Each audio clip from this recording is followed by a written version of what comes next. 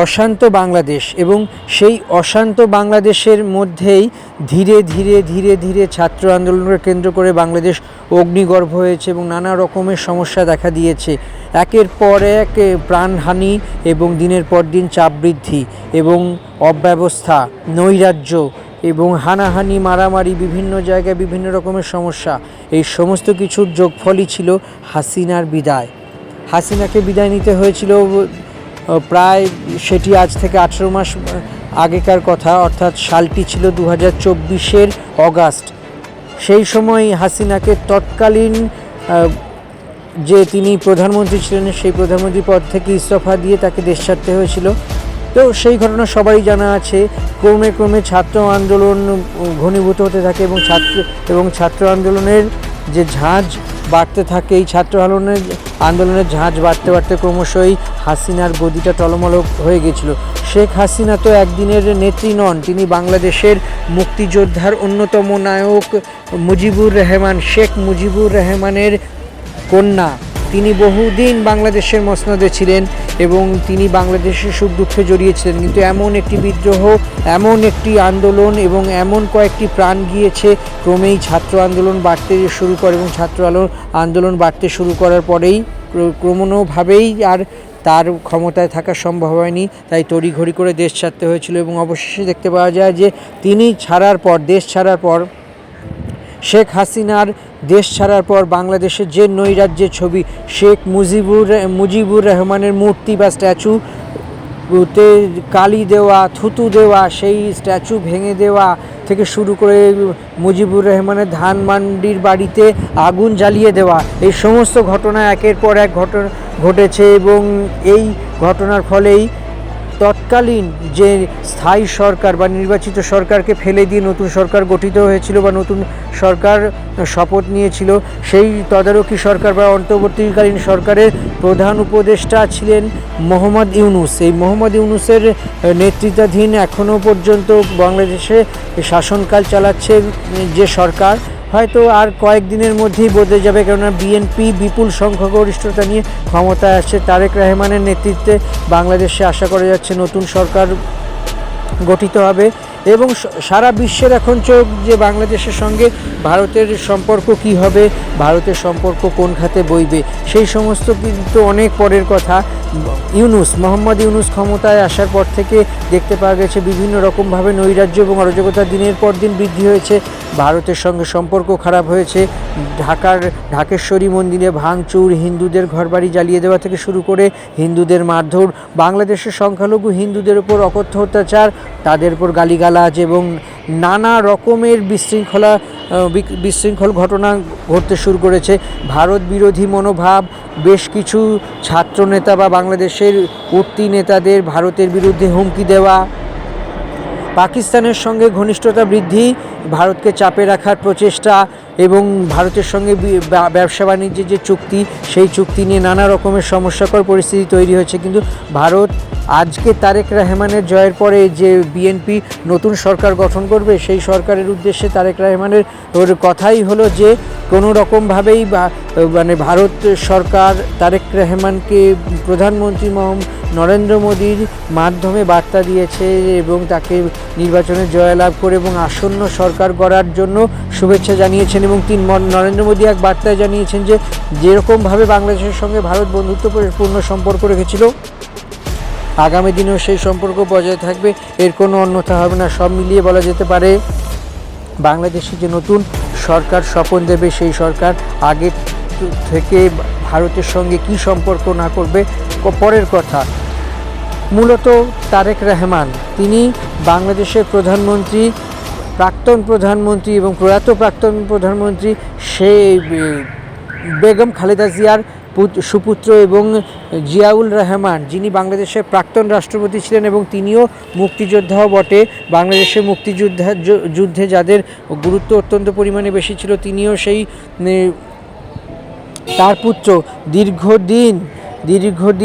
দীর্ঘদিন দীর্ঘদিন নির্বাসনে থাকার পর ফিরে এসে ভোটে লড়েছেন এবং সেই ভোটে লড়ার পরই আপাতত যা পরিষ্কার বোঝা যাচ্ছে যে আগামী প্রধানমন্ত্রী অর্থাৎ বাংলাদেশের পরবর্তী প্রধানমন্ত্রী হওয়ার পথ অনেকটাই সুপ্রশস্ত হয়েছে তারেক রহমানের, এবং বাকিটা সময় অপেক্ষা করবে। নির্বাচনের ফলাফল এখনও সম্পূর্ণভাবে পরিষ্কার হয়নি, কিন্তু যা চিত্র তাতে পরিষ্কার হয়ে গিয়েছে যে তারেক রহমান অতি সহজেই বাংলাদেশের প্রধানমন্ত্রী হওয়ার ক্ষেত্রে কোনো রকমের বাধা বিপত্তি আসবে না। সবথেকে বড় কথা, তারেক রহমানের বাজিমাতের অন্যতম কারণ হলো তিনি যে বিএনপির পক্ষ থেকে নির্বাচনী ইশতেহার প্রকাশ করেছিলেন, সেই নির্বাচনী ইশতেহারের তিনি জানিয়েছিলেন যে কোনো রকমভাবেই তিনি উন্নয়নকে থমকে দেবেন না। এবং সবথেকে বড় কথা, বাংলাদেশের মোট ভোটারের মধ্যে 50% হলো মহিলা ভোটার, এবং এই মহিলা ভোটারের মাধ্যমেই বাজিমাত করেছেন তিনি জানিয়েছেন যে ফ্যামিলি কার্ড অর্থাৎ প্রতিটি মহিলা প্রতিটি পরিবারের জন্য ফ্যামিলি কার্ড দেবেন, এবং সেখানে 2500 টাকা করে মাসে দেবেন। কারো যদি টাকা না দরকার পড়ে, টাকার বদলে সমমূল্যের তাদেরকে প্রয়োজনীয় নিত্য প্রয়োজনীয় সামগ্রী যেমন চাল ডাল নুন তেল ইত্যাদি দেওয়া হবে। তা এই গুরুত্বপূর্ণ তার এই সিদ্ধান্ত, ইশতেহারে প্রকাশ এবং তুখোর রাজনৈতিক একটা পরিণতি বোধ, এই সমস্ত কিছুই হয়তো তারেক রহমানকে সাফল্য এনে দিয়েছে। এখন শুধু সময়ের অপেক্ষা, যখন বাংলাদেশের প্রধানমন্ত্রী হিসেবে তারেক রহমান শপথ গ্রহণ করবেন, তো সেই সমস্ত কিছুই অপেক্ষা করছে এখন। এবং সেই অপেক্ষার জন্য এখনও কিছুটা সময় অপেক্ষা করতে হবে। এবং যখনই সরকারিভাবে বাংলাদেশ নির্বাচন কমিশন জানিয়ে দেবে যে তাদের রাষ্ট্রের অর্থাৎ তাদের দেশের আগামী 5 বছরের জন্য বা তাদের দেশের শাসনভার গ্রহণ করবে বিএনপি এবং বিএনপি নেতৃত্বাধীন একটি সরকার। ফলত বলা যেতে পারে এটি অত্যন্ত একটা বড়সড় ব্যাপার হতে চলেছে বাংলাদেশের ক্ষেত্রে। তো সব মিলিয়ে বলা যেতে পারে যে বাংলাদেশের ইতিহাসে এক নতুন অধ্যায় সূচিত হবে। কিন্তু সবথেকে বড় কথা, বর্তমানে যেই প্রশ্নটি নিয়ে এই ভিডিও করা, ইউনূস কোথায়, মোহাম্মদ ইউনূস কোথায়? মোহাম্মদ ইউনূস, যিনি অন্তর্বর্তী সরকারের প্রধান এবং যিনি প্রধান উপদেষ্টা, এবং বলা যেতে পারে যে তিনি বাংলাদেশের নোবেলজয়ী অর্থনীতিবিদ, তিনি দেশে বিদেশে তার খ্যাতি আছে। বিশেষত মোহাম্মদ ইউনূসের জন্য একটা বড় ব্যাপার হলো যে তিনি গ্রামীণ ব্যাংকের যে অর্থনীতি, সেই অর্থনীতির উদ্যোক্তা বা হোতা। সব মিলিয়ে বলা যেতে পারে যে মোহাম্মদ ইউনূসকে এবার কী ভূমিকায় দেখতে পাওয়া যাবে, তিনি কোথায়? তারেক রহমান অর্থাৎ বেগম খালেদা জিয়ার পুত্র, তিনি যখন বাংলাদেশের মসনদে পড়বেন, সেই ক্ষেত্রে মোহাম্মদ ইউনূসের দায়িত্ব কী হবে? মোহাম্মদ ইউনূস কি মন্ত্রিসভায় থাকবেন, নাকি না অন্য কোনো বিষয় এখানে তৈরি হবে? যদিও এই নির্বাচনটি মূলত জামাতে ইসলামী এবং বিএনপির মধ্যে সরাসরি টক্কর হয়, সেখানে বিএনপির থেকে বেশ খানিকটা পিছিয়েই আছে জামাত। এবং বলা যেতে পারে জামাত তো তাদের নির্বাচনী ইশতেহারে প্রতিশ্রুতি দিয়েছিল যে যদি তারা ক্ষমতায় আসে তাহলে সেক্ষেত্রে আমদানি ও রপ্তানি শুল্কের বিষয়টি ভাবনা চিন্তা করবে, বিভিন্ন দেশের সঙ্গে অভ্যন্তরীণ যে বিষয়, সেই অভ্যন্তরীণ বিষয়গুলো মেরামত করবে। কিন্তু আপাতত সেই রকম চিত্র কিছু ঘটবে বলে মনে করা হচ্ছে না, কেননা জামাতের পক্ষ থেকে জামাতের যা রেজাল্ট, সেই রেজাল্ট অনুযায়ী মনে হয় না যে অন্য কিছু হতে পারে। এখন সর্বত্রই আলোচনার বিষয় বিপুল সংখ্যাগরিষ্ঠতা দিকে এগিয়ে চলেছে তারেক রহমানের দল এবং বিএনপি আগামী দিনে কিভাবে বাংলাদেশকে নতুন দিশা দেবে, আগামী দিনে বাংলাদেশের রাস্তা কি হবে, আগামী দিনে বাংলাদেশের মানুষেরা কোন পথে চলবেন, আগামী দিনে বাংলাদেশের অর্থনীতি, সমাজনীতি এবং সামাজিকতা ঠিক কতটা এগিয়ে চলবে। এবং সব মিলিয়ে বলা যেতে পারে যে তারেক রহমান ক্ষমতায় গ্রহণ করার পর তিনি কি সেই পুরনো তার যে ইমেজ ছিল, সেই ইমেজ ভেঙে নতুন এক ইমেজ তৈরি করতে পারবেন? এই সমস্ত কিছুই নির্ভর করবে আর কয়েক ঘন্টার অপেক্ষায়, যখনই বাংলাদেশের নির্বাচন কমিশন ঘোষণা করে দেবে ফলাফল। এবং তারেক রহমান এবং তার দল বিএনপির কাছে আমন্ত্রণ যাবে যে সরকার গড়ার, এবং মন্ত্রিসভায় কে কোন কোন মুখ থাকবে, কে কে দপ্তর পাবে, তারেক রহমান তার হাতে কি কি দপ্তর রাখবে, সমস্ত কিছুই এখন কালের গর্ভে ছেড়ে দিতে হবে। বাকিটা বলবে সময়ের সঙ্গে সঙ্গে বিশ্লেষণ করা হবে, আরও চুলচেরা বিশ্লেষণ। এবং স্বভাবতইভাবে ভারতের সঙ্গে সম্পর্ক কি হবে, ভারতের প্রতিবেশী দেশ, ভারতের সঙ্গে বহুদিন বছরের বছর ধরে বাংলাদেশের সম্পর্ক অত্যন্ত ভালো এসেছে। এবার দেখা যাক সেই সম্পর্ক গভীরতা কি মানে কমবে, নাকি সেই সম্পর্ক আগের থেকে আরও খারাপ হবে। এই সমস্ত কিছুই অপেক্ষা করছে আর কয়েক ঘন্টার মধ্যেই।